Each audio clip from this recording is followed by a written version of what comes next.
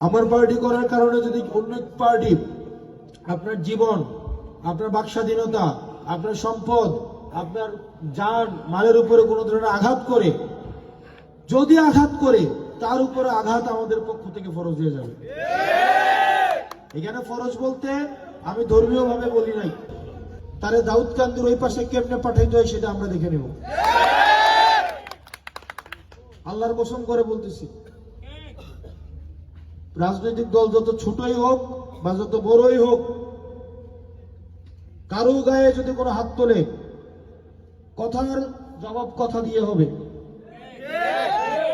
কথার জবাব কথা দিয়ে হবে। কিন্তু কিন্তু আপনারা নির্বিঘ্নে, বা আপনাকে যখন কোনো নেতা বা কেউ ফোন দিয়ে বলে যে তুই এই প্রোগ্রামে গেছস কেন, ওই ফোন দেওয়ার সাথে সাথে ধরে নিবেন ওই নেতার সানডে মানডে ক্লোজ। অর্থাৎ ওই নেতার নেতৃত্ব আর কি করতেছে না, পাবলিক খাইতেছে না। নেতা যদি ফোন দিয়ে কর্মীরা কইতে হয় যে তুই আমারে কেন সালাম দিলি না, ওই সালামের থেকে বেজ্জতি ভালো।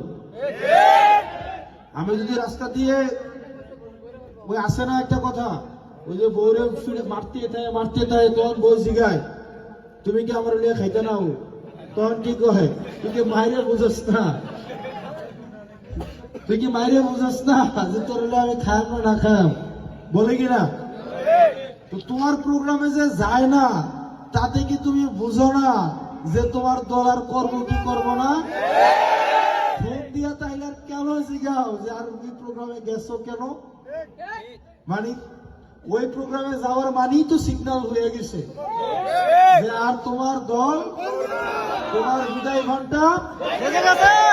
আমি সারা বাংলাদেশের কথাই বলছি, সারা বাংলাদেশের আমাদের নেতা কর্মীদেরকে ফোন দিয়ে বলে ওই প্রোগ্রামে কেন গেছো। তো এখন নেতা যদি ফোন দিয়ে বলে ওই প্রোগ্রামে কেন গেছো, তখন আপনারা বলবেন কি ও তুমি কি বুঝো না যে তোমার সংসার আমি করবো কি করবো না, এটা বলে দিবেন। তাও যদি না বুঝো, আমি আর কেমনে বুঝাবো?